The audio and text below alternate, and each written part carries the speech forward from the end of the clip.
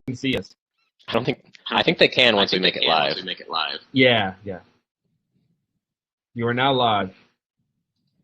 Here we are.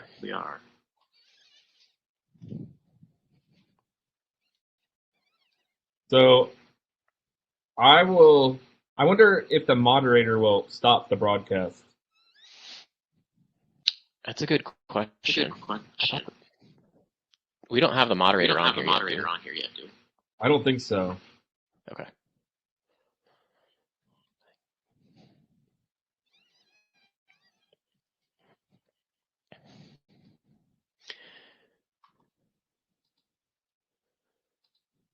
It doesn't look like we have anybody else on here. Well, I don't know if they could get on until now, and I think the main session is still happening. So we may just have to wait a few minutes after that's over too. Yeah, it wouldn't hurt. So I was gonna say in there, that if people, and maybe you have this in your intro, if people chat in questions, like for you, feel free to break in to me talking. Okay. If it's pertinent to like that slide, I don't have any problem with that. Okay. And then because it may bring up some other things. I don't think this is a full hour-long presentation without questions. Okay, sounds good. I mean, speaking on this for an hour is hard also. I don't think people will mind though. If it's over early. Yeah, I don't think so either. Hey, Jen. Hello, how are y'all? Ooh. There's a lot of background.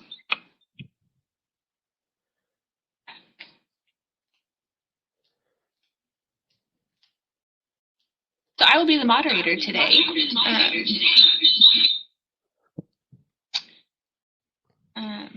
Is there anything y'all need from me so far? No, I mean, you got a little bit of echo there, obviously.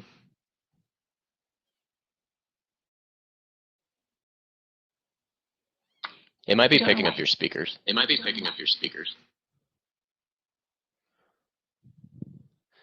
There's also a little bit of a delay. Are you seeing that, Jen? A little bit. I also hear an echo from you, though.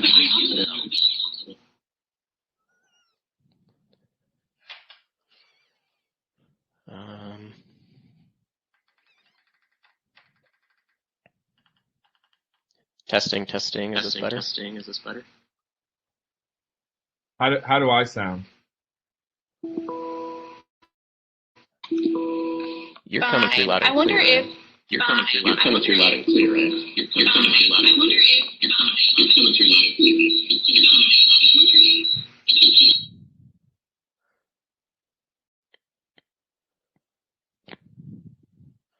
Uh-oh, I don't know how to fix this.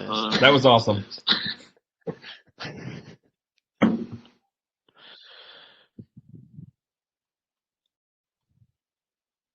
Jen, I think we lost you. Microphone. Here.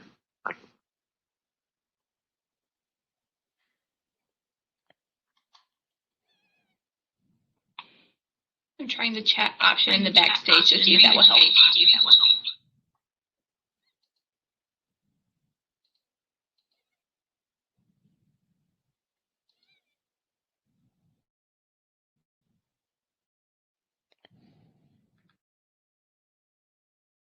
Well, I can definitely mute myself when I'm not talking. And I can as well. That seems to be better. Will all participants be automatically muted? These are great questions that I don't know. The joys of having a brand new technology that we're using for the first time in the first session. I think I read something where they are by default.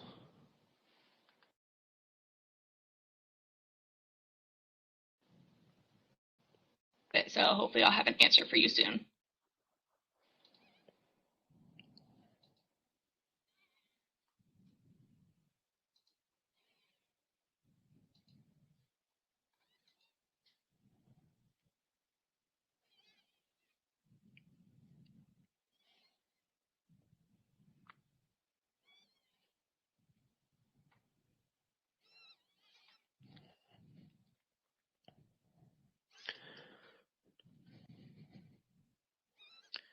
I know that there is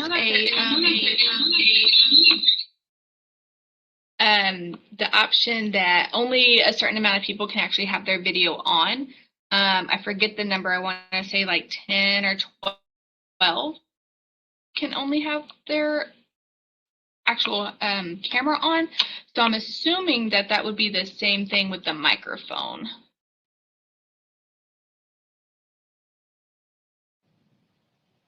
So we may just have to do a little announcement just in case at the beginning to please mute your microphones.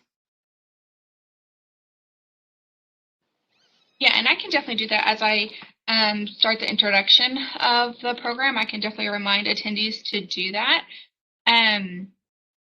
As far as introductions go, y'all want me to announce the name and then of the session and your names, or what do you best prefer? I think we kind of have some introductions down that we can go through. Maybe just want to introduce the title of the session and then pass it over to me, and then I can pass it over to Ryan. Easy enough. I will definitely do that. I remind them about the microphone and that the fact that there will be a assessment at the end. Did you all get a chance to get that little assessment QR code? No, I did not see that at all.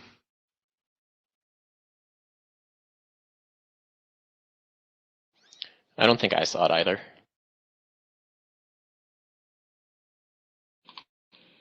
Okay, let me work on finding that. If all else fails, I can share it on my end once both of y'all have finished. So I thought that went out to all the presenters, but maybe not. Just so you know, our last slide is a question slide, so it'll be very obvious if you want to jump in at that point.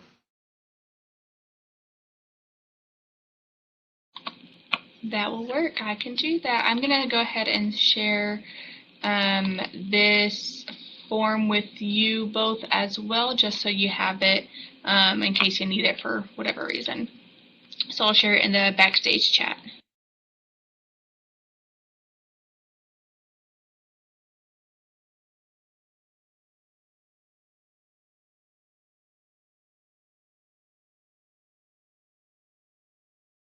I can see it there. Also, that's not the assessment. We're doing great here this morning. That's not the assessment. That's the assessment for you all as presenters. So I will find the one that is supposed to go to the attendees. Oh, found it. Okay, I'll send you that in just a second.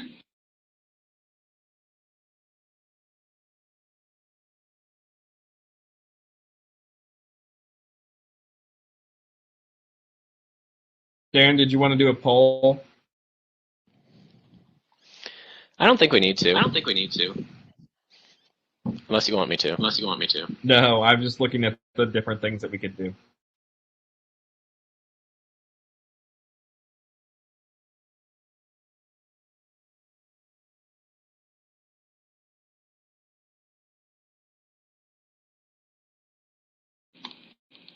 Have y'all had a good enough opportunity to kind of play around with how the presenter mode works? I think, because I'm the only one sharing, which I think will work well, I think it just keeps down the issue. So I'm sharing a PowerPoint on my end, and Darren will just talk through his parts. Trying to make it simple. Yeah, and then we'd also talk about too, Jen. At the end,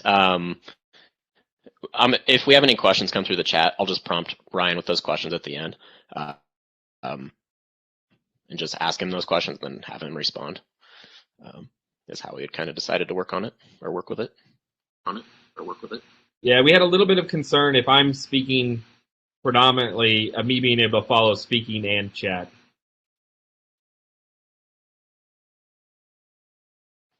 So I'll just manage That's the chat. 100%.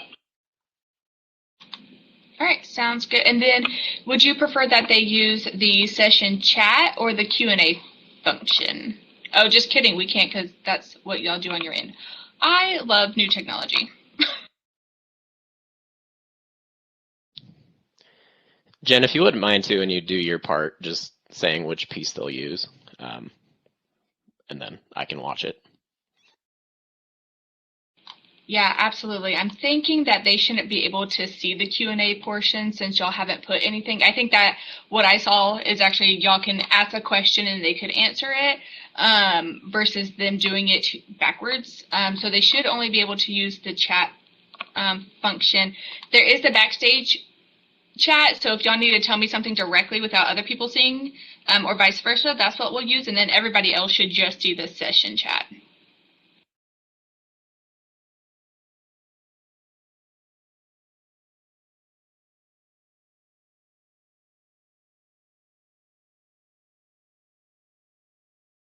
I did try to log into the main session. I was actually never successful in that. I errored out every time. I was having that problem too, and then I was just like, I'm just gonna go make sure this is ready.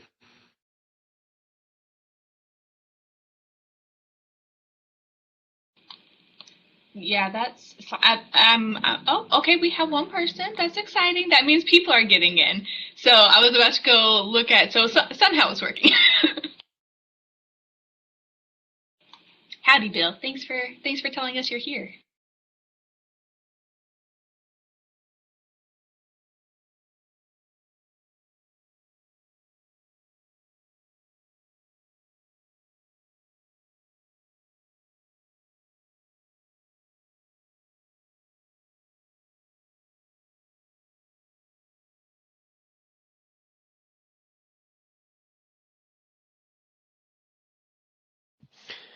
And then Jen, since the main session was going on, we should probably just wait a few minutes, you think, after the hour?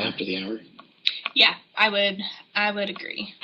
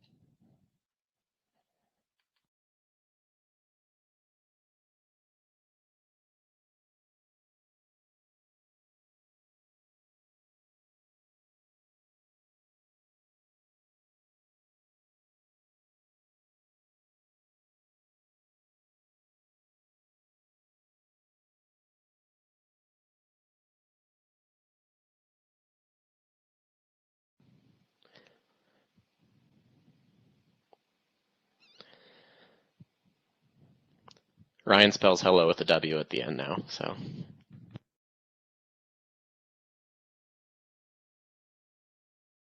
That's how you spell it in Nebraska, right?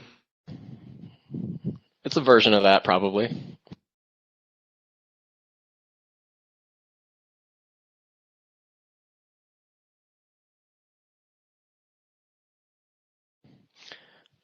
So for everybody who's joined us already, we're just giving it a few minutes since the main session is just getting over here, just to let some other people join, and then we'll go ahead and get started.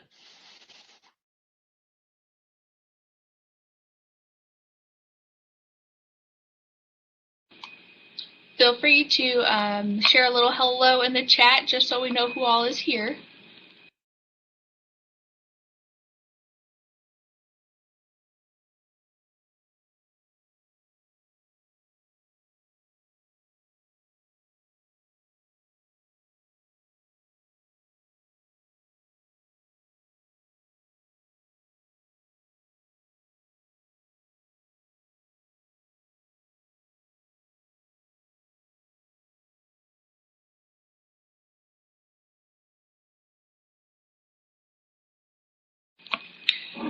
Awesome. Thank you, everybody, for saying hi. Wow, y'all are really popping in now. So welcome, everybody, to our first session of SWACUHO First Fridays. We're so excited that you're all here. We have our presentation today of automating COVID isolation and quarantine assignments with technology. So I'll let our wonderful presenters take over here in just a second. Please know that you can use that session chat feature to ask any questions, and they'll be able to answer as they go. And if y'all need any questions, I'm the moderator. I'll be happy to answer them as well. But other than that, enjoy your first session, and we'll give you some time to evaluate this session at the end. Go ahead and take it over, Darren. Thanks, Jen. As Jen mentioned, my name's Darren Burrows, and I'm here on behalf of StarRes. Thanks for joining our presentation here today. Over the course of almost the last year now, we've seen campuses around the world bend in ways that they've never had to before. Throughout this entire pandemic, technology and efficiencies have become more important while remaining flexible for staff and students on campus. Through the use of technology, colleges and universities have been able to innovate and create new ways to provide incredible services to their students and campuses. Today we have Ryan Kohenauer here from Baylor University here to present on how they've automated process for COVID isolation and quarantine on their campus. Ryan is going to walk us through some of the technologies they've provided to ensure a great student experience throughout all of this madness, as well as some of the tools their staff has used to manage these processes. As we go through today's session, as Jen mentioned, feel free to answer or ask questions through the chat. If I know the answer, I'll go ahead and answer them as we go through. Otherwise, at the end, if there's questions for Ryan, I'll prompt him with those questions at the end of the session. But otherwise, thanks again for coming. Go ahead and take over, Ryan. All right. Well, thanks for being here, everybody. I was going to make fun of Darren because we are fellow Big Teners. But we have moved around a little bit. And I see some Baylor people here, so thanks for showing up. And I see a lot of names that I know, so that's awesome. Thanks for coming. I will start out by saying this is not a perfect system. What we've developed, this is us building something mostly at the, I don't know the expression, but we were at the seat of our pants trying to make something that worked. We got a little break, and then we made it better. And then we figured out some errors or some problems, some challenges along the way, and we made it a little bit better from there. So a lot of that is, this is not our first go at it. This is where we're at today versus, I'm not going to express where we were at in fall of 2020, because it would be a vastly different process. But I'm very proud of where we're at today with our COVID response and how we're working through that. I gotta change slides, make sure everything's working. I did want to give a little background about Baylor, just in case you don't know, so you get some idea of what we have and what we're working with. We are a fairly large institution.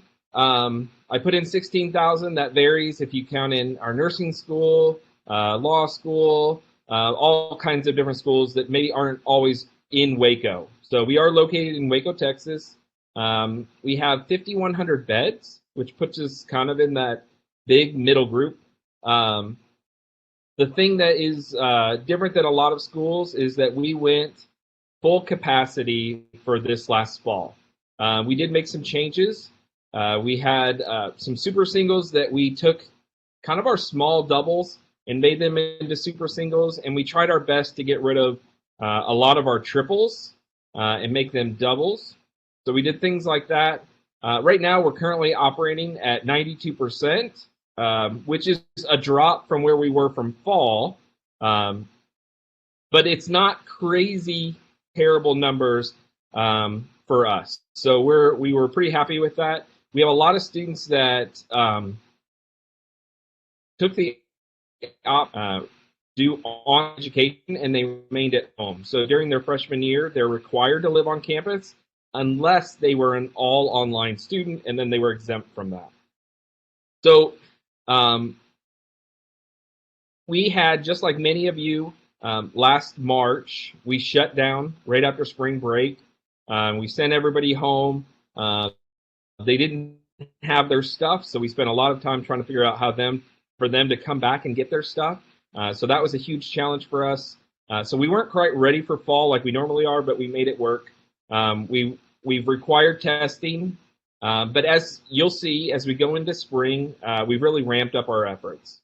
As far as education, we are fully online or fully in person with some hybrid classes and some online classes. And we do have, I think it's around 5% of our student population that chose to go all online. And that doesn't count like international students that weren't allowed to come. As far as testing, and this is where it gets unique to Baylor, I think, that we are now requiring, as far as the spring semester, you're required to have a test upon arrival for the semester. And also we're requiring weekly tests for all faculty, staff, and students. For students, it is 4 strikes and you're out. The first one is a warning. The second one, you'll lose the student rec center access. The big one was after the third one, you will lose Wi-Fi access, which I saw many people complain about that from the students and parents. They seem to think that was like going below the belt somehow, but that's a big one. And then ultimately, if you refuse to test, you're looking at possible expulsion from the university. We have been doing tests for a couple weeks now, and we're currently testing at a less than 2% positivity rate on campus, which compared to our city, compared to the nation, that's incredible for us. So I do applaud our students and staff and faculty for really working hard at all of our social distancing, our limited programming, and all that kind of goes along with that. I did include on this slide just one of our marketing pieces, just talking about how Baylor really considers themselves a family, and if we want to put family first, we've got to do this. And I'm really impressed with how well it's worked. So as far as the COVID operational cycle, and that's what I've deemed its side title, SLIC SLC is SLIC Access. That's the rec center. Sorry, Beth, I saw your little thing pop up. So yeah, they second strike, they would lose access to the rec center. But this is our cycle for handling a student. 1, we test. 2, if they're positive, we isolate. We notify people, and that goes into greater detail of who we're notifying. We provide support to that student, and then we update information. So this is kind of the core 5 elements that I'm going to be going through today of how we test, isolate, notify, support, and update. And I feel like that's a good look at a good way to operate on this problem. You figure out what the problem is, you do something, and then you update it or notify people, and you do things. So it's a very kind of like start to finish cycle. Kelly asks, what qualifies as a strike? I'm sorry, I'm reading these as we go. A strike is not getting your test. So if you don't test, it would be a strike against you, because you are required to test on a weekly basis. And we're going to go through the logistics of how we figure out who tests, who doesn't test, what's exempt parameters on there. So this is just a little more in depth on that. This is the testing cycle. So this is stage 1 of those 5 steps is testing. We go through a lot of different things here. We are providing weekly test to all of our students. And I will say this from a general standpoint, that we are providing 14,000 tests a week to our faculty, staff, students. It's a little more than that. I don't have the exact numbers, but that's in 3 locations. So we are providing a lot of tests. We've developed our own lab on campus and with My Labs Direct, so we've formed a partnership. And they are actually doing the tests. We're now down, it was a little rough on the start, but we're now down to a little less than 12-hour delay in getting the results to those tests, which is really helpful in making change. So if we find that a student is positive, that we can really make quick changes to their living accommodations and change who that they are connected with or close contacts on a very short notice. So just to go over this, timeliness, they're required to test on a weekly basis. We're testing from 9 a.m. to 4:30 in the afternoon, and that's the student times. We actually let faculty and staff come in a little before 8 and goes till 5, but we wanted to give some start and end of the days that were just faculty, staff centered, so they didn't have to wait in line as long. So if you, this is your weekly test. This is not, I think I'm sick, I need to get tested. We have a separate testing location that is just for those students. So this is just for our weekly tests. So students were notified of their weekly test before it started. So we started school on the 19th this year, January 19th. They were supposed to start testing that week. So they were assigned a weekly time, and from that time forward, they were always supposed to show up around that time. So as far as logistics, and we're going to get into each of these kind of more nitty-gritty as we go, but we set up 14,000 randomly assigned appointments. So I did not use their class schedule to base this. That would have been a huge challenge from our class scheduling software to get that out in a standardized format that I could understand, and that's what IT presented to us, that they can do it, but you wouldn't understand it. It would be the times would be hard to populate in an Excel type document. So we decided to make the times an hour and a half long, which stretched over our class period, so they could go before, after, so whatever they needed to do. We also set up controls on the front end that a student could change their time slot if they needed. So if they were like, no, I'm working from this 9 to 10:30 shift, I can't do it. Well, they could go and change their time before our system kind of rolled out and started. So they would have no problem with that. As long as they did it before, that was their new assigned time. And then as far as statuses go, we're going to talk about this, but how you change your appointment, how you can find more information about your appointment, and do all things that go along this. How do we get information out about your appointment? So looking at this is some of the same information, but this is also, and I wanted to showcase that, we are testing in tents.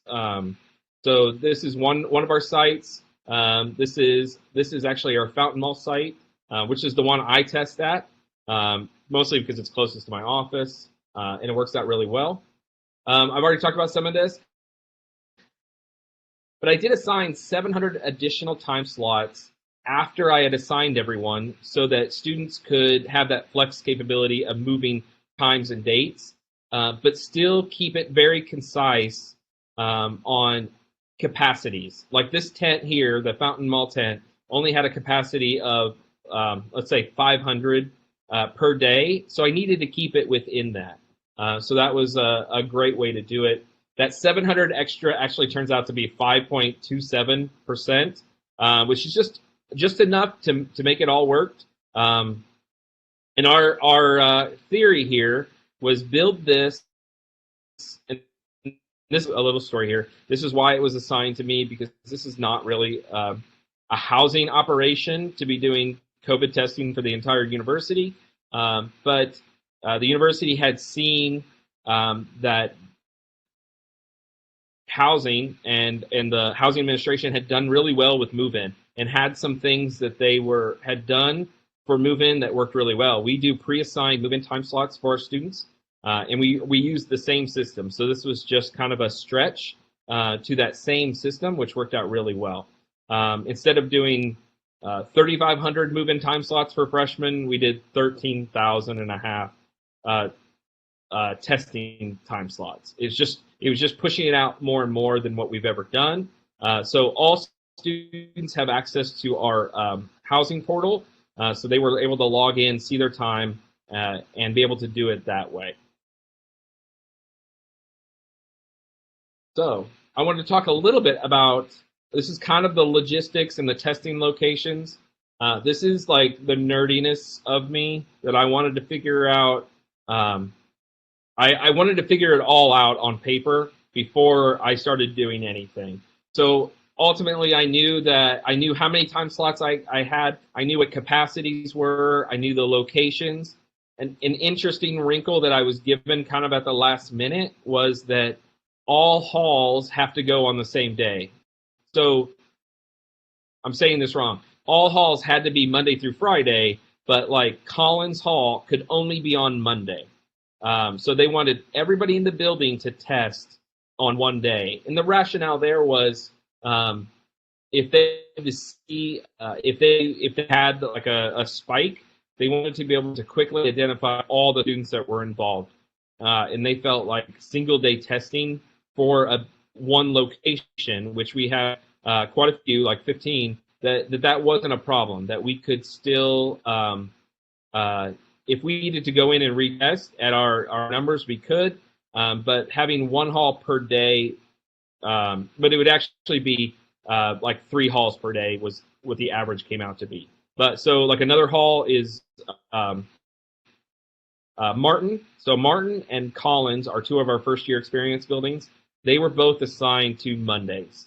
Our Memorial, Alexander, Allen, Dawson, they were all assigned like Tuesday, Wednesday, Thursday, Friday, because they're all kind of a group, just to spread them out.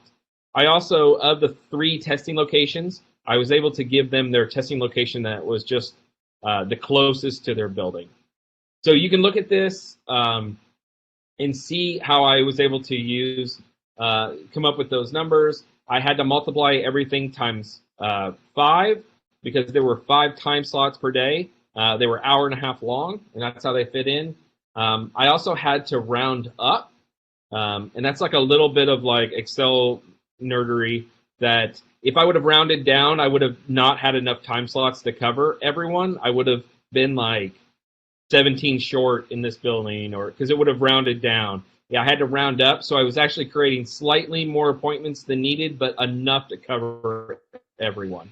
So I rounded up, and then I created a percentage, that 5.27.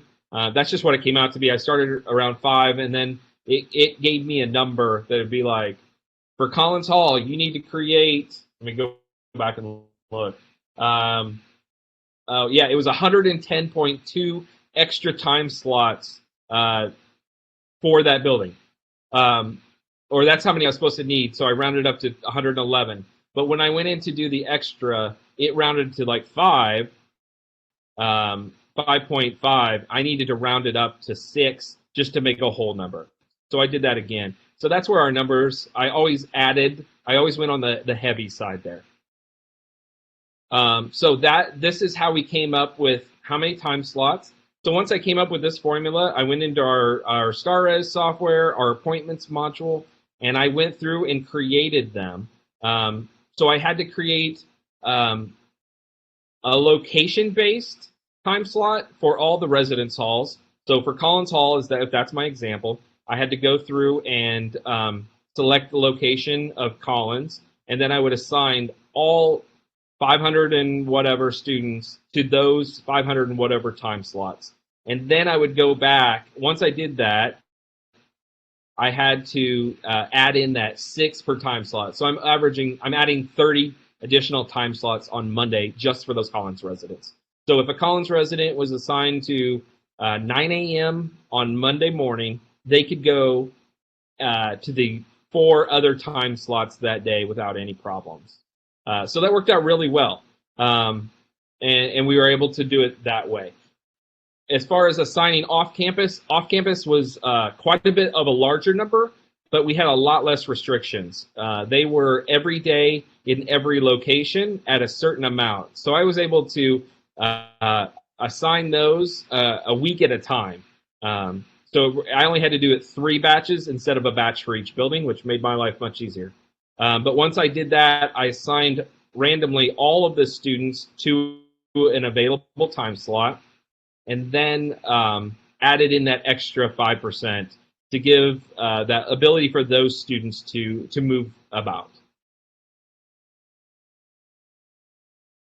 So I've talked a little bit about this, but I want to show this is the original email that students would have received. It would have told them their testing time, their window, and their location. And then I used kind of fake triggery or like SQL. I used some like logic there. So if you look at your spring testing schedule, it's that long list of dates that we gave. So what I did, STARS does not have the capability of creating recurring appointments based on this. We did not want recurring appointments because we did not want them to go back to our system. We wanted this to be kind of a one-shot and done. And to be honest, our total goal for the whole operation was just to get people assigned and spread out. It was not that they needed to hit that certain window. The testers don't know when that student was assigned. They just test people. Our goal is that we will validate their success on getting the test on a weekly basis. So our response has been, if you miss your appointment, just go and get it this week. So we know that onesies and twosies won't make a big difference.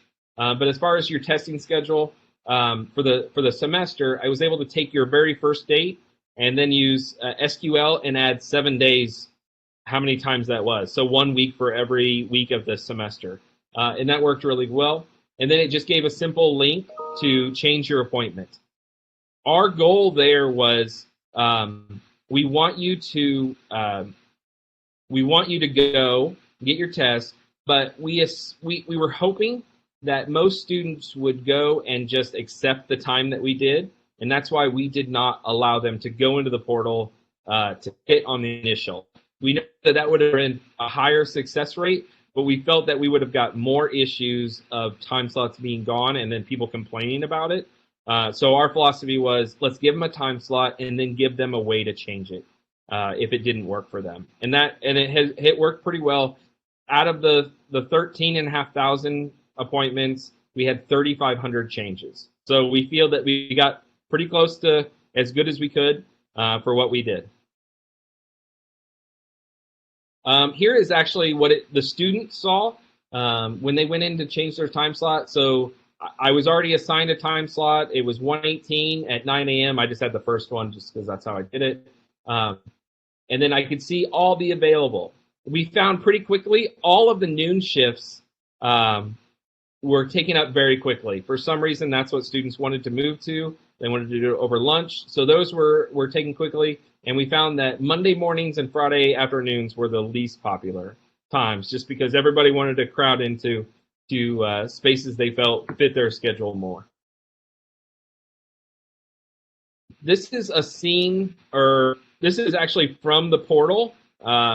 It's very similar to the email, so this is the page that they would see. It would show every appointment time that they had for the semester. So it would just show you every date that you had through there. So that was testing. We're going to move into isolate, and I see that a couple of the Baylor team is here, and they are some of the people that are actually doing a lot of the testing. So I'm really excited that they're here, and I'm sure they'll correct me if I'm wrong, because they're the ones actually doing it. I'm not actually doing it, and Beth will confirm that I'm not actually doing it. So the goal in the isolate is if a student comes back with a positive test, we need to remove them from student housing. We have determined that we rented out hotels. So we have blocks of hotel spaces that we have created in StarRes as temporary space, and then we move that student to that space in StarRes, and that triggers a whole bunch of things. So that's kind of what this is. So this would be something that Beth, I'm just using Beth as the example. She's in there. This is what she would do. She would have their start date, most likely today, and then it would be 10 days into the future that they would be isolated. We would set up a reason. We have standardized reasons of what they're doing. So for the most part, they are quarantine in room, quarantine at home, isolate at home, isolate at our hotel, and we actually do that one slightly different where it actually lists the space that they would go into. And then we have some that are like administrative quarantine.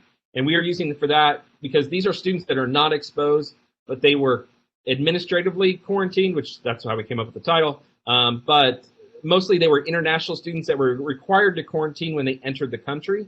So we placed them in quarantine, but didn't want to scare anyone that they were actually exposed because they weren't actually exposed. We get all of our information from two sources. If it is an isolation case, we get a phone call or a text that says, Jimmy has a positive test, we need to activate on this student. That student already knows because they are with the health center, they've been contacted, but we get contacted to start our isolation protocol. We're part of that. We have done HIPAA training. Part of that is that we are essential personnel in the care of this student because we are actually caring for this student and relocating them. Our other way, and this is probably the most challenging, is our quarantine. We have contract tracers that are reaching out to the positive person and find out who they might have been in contact with, that person, and reaching out to all of those people that they may have been in close contact and finding out and determining as part of their job if that person needs to be quarantined. Then we will get them on a list, like a spreadsheet of students that we need to work with, and then we'll activate based on that. Through this process of creating a temporary space, this is kind of the singular entry point into our system. Whether they're quarantine or isolation, they go through this single point. It creates what we call a persons of concern record, which we also use for other things. Contract releases, we use it for ADA room, like ESA's approval and things like that. So it creates a record there, and I have pictures of that I'll show you. But it also does some other things that really help us in our process. This is the persons of concern record. So it creates a database of everybody that has or been associated with COVID-19. So you can see up here, True is a hotel by Hilton. It's one of the hotels we're using. I've skewed out their names, but we would have a name, a roster. We can email them directly from this. It gives all the pertinent information. So it works out really well. On the kind of the bottom section of the screen, it would give any notes that was written in about the student. Let's say that they had something unusual. We would write notes about it. We would show their assignment and everything, and it just kind of keeps it all in one thing, and it allows us to report on a lot of stuff. And that's why we're doing it this way. Is we have become the university's official data gatherer and information on a student going out to a lot of dashboards and things like that beyond us. So this shows a student. This actually student. You can see the kind of the workflow, and that's one of the reasons we did persons of concern. This student's actually been released, so their situation is over, which is great. But we pull in their name, their cell phone number. One odd thing that we added to this late was we realized that we needed their meal plan information if we wanted to get them meal information. So we were just using kind of our back-end tools to write information to this one record based on this student of everything that's pertinent to this situation. So as far as notify, probably the two hard things are done. Everything else is kind of all back end. Beth's here. I've given her a hard time. The hardest bit for her is the isolation. Everything else somewhat happens on an automated basis. So let's get in. We notify the student. We're notifying other departments. So this is a draft of our email that we send out to students. Basically, it tells you that you have been placed in isolation housing, and that so this is just information along with it. We give out rosters to public safety about room info that are quarantine students. We do hotel information for isolation. We have missions and public life, which is a department in our division that they have taken up meal deliveries. So we give them a list of students that are in quarantine and isolation and their meal plan information so that they are able to pick up meals for them and deliver it to their assigned location. So they get a list. We create actually tasks on the persons of concern record that they can go through and see. We also notify academics that this student will not be in class. So we notify kind of the central academic unit, and then they notify their professors. We email out, in this email, it doesn't show here, but it would also include resources for COVID, like how to do laundry, how to do, like what you can and can't do. So that's just a great way for us to get that initial information out as soon as they're assigned to COVID status. As far as support, we talked about kind of all different things, but like feeding, academics, that all comes from these data dashboards and databases that we've created.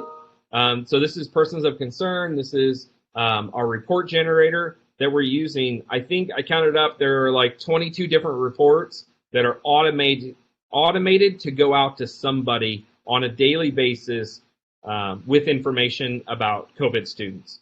So some of them go to multiple people, but we were just sending out information all the time of these are your students that we need to work with. These are, because everything is happening on such a quick turnaround that we need to be very precise in our info. And every time you create an Excel document, it's a dead document at that point. It's not in real time. So we're trying to do it on a daily basis, and notice that we're trying to put our triggers before they get sent out. So if we can send out an email at 8 o'clock, we're trying to run all of our triggers at like 5 a.m. So anybody that should be released is released well before these email for triggers that, or for these groups would go out. So it's just trying to make our lists as tight as possible.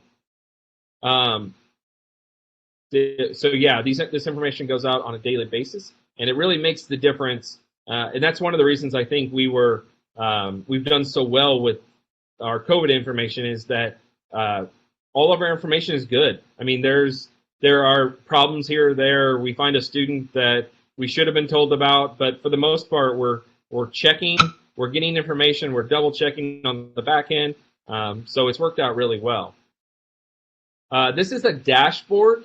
So this is something that STARS has, is just a dashboard. But this is just students that are, this is just one example of the thing that I was talking about, where it'd be a list of rooms that we need to, that the fire department needs to be aware of. If they do an emergency response, they want to know which rooms have COVID students. So if they went into that room, they would know that this is the person that is tested positive. It's kind of preemptive, but they wanted this information to provide the best care that they could. And then the last cycle in this is just updating. So this one is, we want to update faculty and staff of of what's going on with that student, but we also want to update the student. So we do it in multiple ways. This is kind of the visual way that we tell students.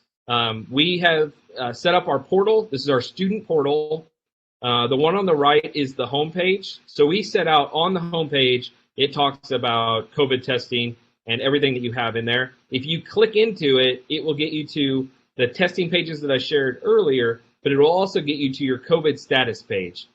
If you are listed as not okay at Baylor University within STARS, this page has different information. It will share their release date. It will share their current status. It will do informational stuff like how to do laundry and meal plans and things like that.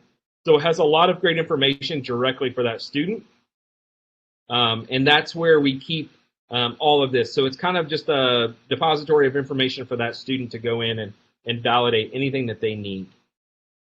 Now, one of the things that I think made us different is that we were exporting to like Big Baylor as far as the IT department. They didn't have a good way or a way to get information out. So we are providing them with counts on a daily basis using all different kinds of fields to share what our active total is on campus. We were actually able to do GPS locations on our rooms. So we were actually able to create, and this is Tableau, but we were able to create kind of a flare map to see on a daily basis where the hot spots are. Now, you could quickly say, oh, Collins is one of our largest buildings, and let's say that they have 20 cases pop up in a day, and these are not real numbers. So, but they have 550 students, so that's still a lot of people. But if Coconut, which is the building 180 people, if they had 20 cases, that is a significantly higher ratio, and we would see that where you may see 20 and 20, but in reality, this flare map would make that more prevalent and share information that you wouldn't be able to see just on numbers, but visually really helps. So we're happy to provide this information. As soon as a student gets released, they get taken off the counts. And it's just a great way for this information to get out.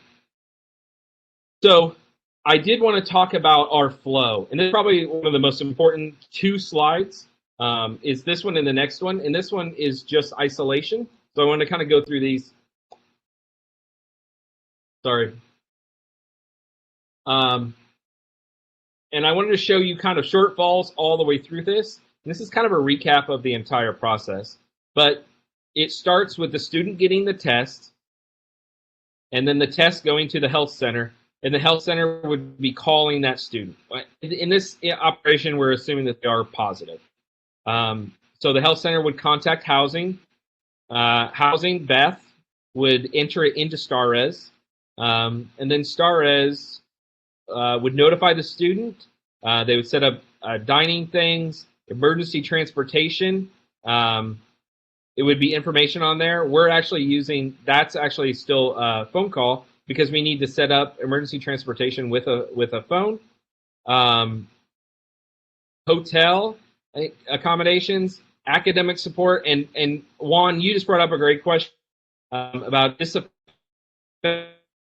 protocol. That is actually one of the things that are in this that I did not put in there is that we have a guy on campus, his name's George, and he is part of the list, and he runs the disinfecting crew. That they would be notified that this student has been placed in isolation, and they would go into that space and clean that space with their little sprayers and their things like that. So after that initial part, it would go to notify. So then we move into support. Our missions and public life would handle meal delivery. We have drop-off laundry. The portal would give all kinds of information, which would update.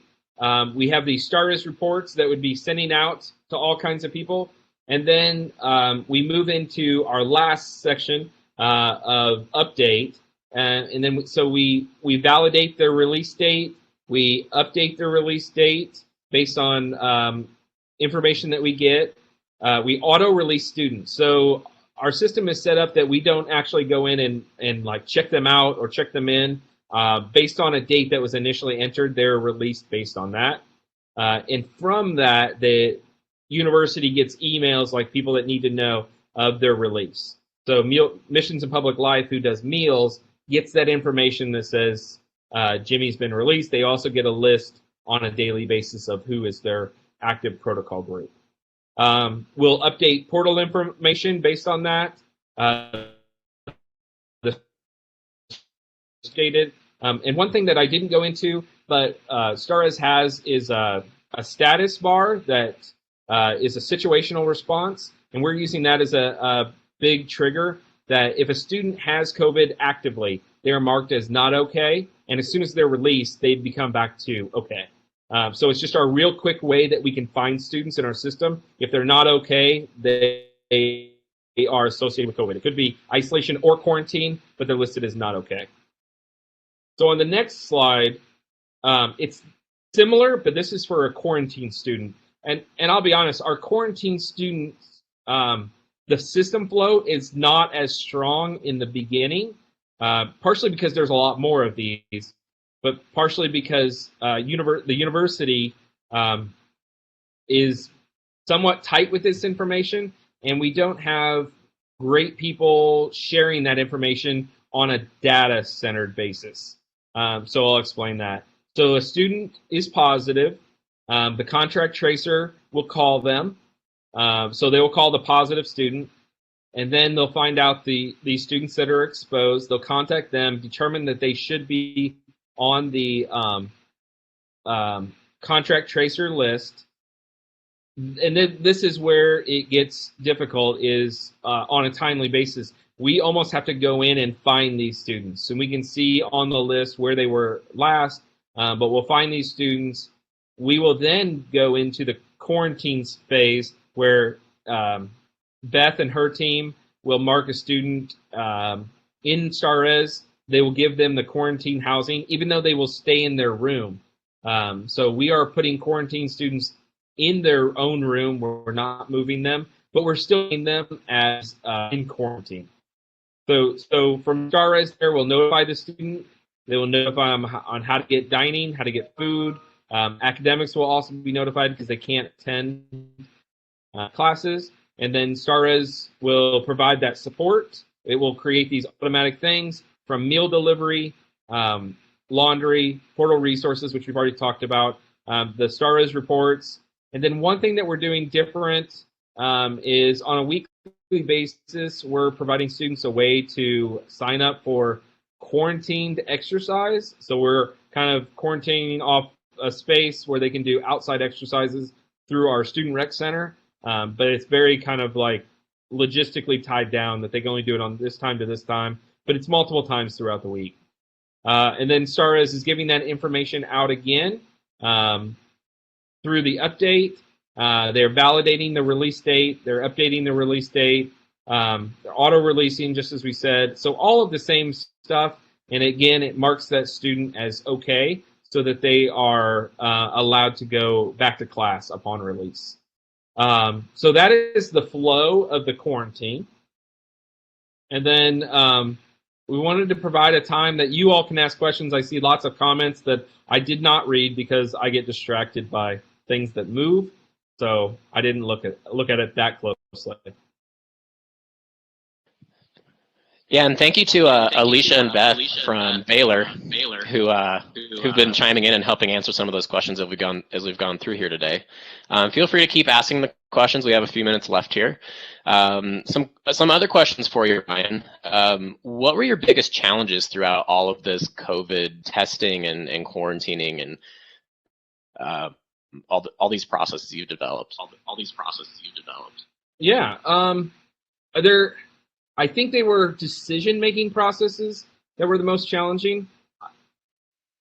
I will say, I didn't go into this story, but as we developed our testing protocols, I really struggled with it because I got a phone call kind of the last day of the fall semester and said, hey, heads up, I think you're going to be the one in charge of testing for the spring. And there was no information to go along with that. This was like an IT professional calling me saying, hey, we're not doing it. I think you're doing it. They were impressed with move-in, so good luck. And that's kind of how it started, and I'm not complaining in that any way. The challenge I found was I felt like we created rules for rules' sake. It would have been much easier for me to do a more open system than doing rules that were like, all has a test on one day. They couldn't move locations. It became a challenge for that. And I understand that, but that all became more of a challenge. And decisions weren't made on that process until a week before we were ready to go. So on all of the logistics that I had to build out, I really only had a week to build it out, which created stress as we're starting out the semester. And also in that, it's like all of us have picked up second and third jobs within our own departments and divisions and things like that. I think that was a challenge. Opening our hall this being person down because of paternity leave. While I'm fully supportive of that, it just made it more of a challenge because I was having to dive into other staff's roles more than I normally would have. Awesome. It looks like we have, Amber has asked, how many staff members do you have? And how long did it take you to build some of these pieces out? Sure. So if you've seen Alicia comment, she's part of the Res Learning team, and we're under the same umbrella. So there is a Res Learning team and kind of an administrative team. Beth and I are on the same team. We're on the administrative, which includes, I think what I oversee is technology, marketing, assignments, and billing. And Beth does a lot of our budgets. So we're all doing tasks that aren't necessarily our own operational expertise. We're learning things. I think the Res Learning team is taking much more of the kind of front end of it, and the administrative team is taking some more of the back end of it, of making sure it all runs. But as far as this process, I'll give shout out to Jeremy Glover on my team. He and I built out a lot of data subscriptions that make all of this run kind of in the background, like emails going out without us having to do anything. Just as long as you set it up properly, then it works really well. And Beth Ingram, who's on this she's on the chat for sure. But she has really taken it on her to be kind of the point person for the COVID incoming situations, and she's kind of spearheaded that team and done a great job of making sure people get where they need to go and setting up schedules. Not all one person is doing it, so because we realized pretty quickly on that we're in it for the long haul. This is not a let's move in and it's done in a week and we can never think about it again until 11 months away, and we'll open up that binder and figure out what we need to do. It's like, no, we need to build this out, and we're going to have to figure out what's wrong at some point as soon as we get a breather, and then work on it and just do little things like that. So we're always kind of doing that. Yeah. Oh, Alicia put out Marcus. I didn't even see. No, Marcus is here. So Marcus, one of his roles here is just to make sure facilities are ready. So if we're assigning a student to an isolation, he will go in and make sure that room is ready before a student is ever assigned to it. So he's kind of always making sure that those rooms are ready to go, so that when Beth assigns a person, it's ready. So a lot of great. It really has been a really great team to work with. We've all, as far as our leadership team, I think I'm the second newest member on the team, and I've been at Baylor for 7 years. So it's ridiculous.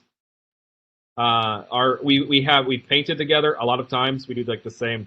Waco's not that big a town. There's only many things that you can do for team development. So we've done that multiple times. So it's really we're a good team to work with, and we've come together and congealed really well during this challenging time. Thanks, Ryan. I think we are at the end of our time here. But Jen, is there anything that you wanted to add? Sure thing. So one, if we can give some virtual snaps and claps to our presenters, I'm sure they can feel the love from our computers.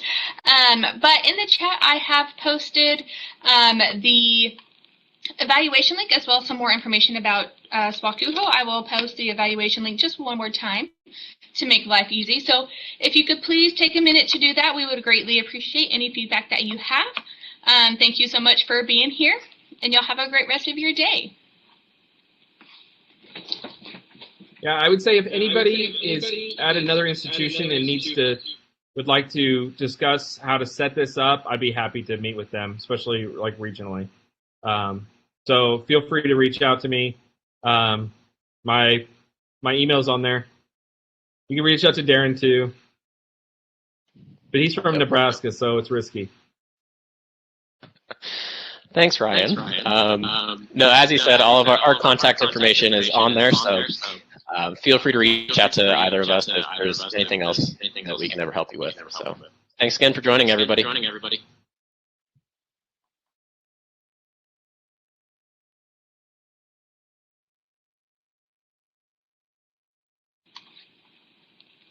And Ryan and Darren, if y'all wouldn't mind doing the presenter evaluation that was included in the backstage chat, I'd appreciate it. Will do. Do we need to end this, or how do we shut this off? Yeah, great question. There should be an in broadcast button. Do either of you have it on your side? I have the button that says stop broadcast. Yep, that's the one. Is there? Should I do it anytime now, or is it? Yes, I think we're good to go ahead and stop the broadcast. All right. Thanks both.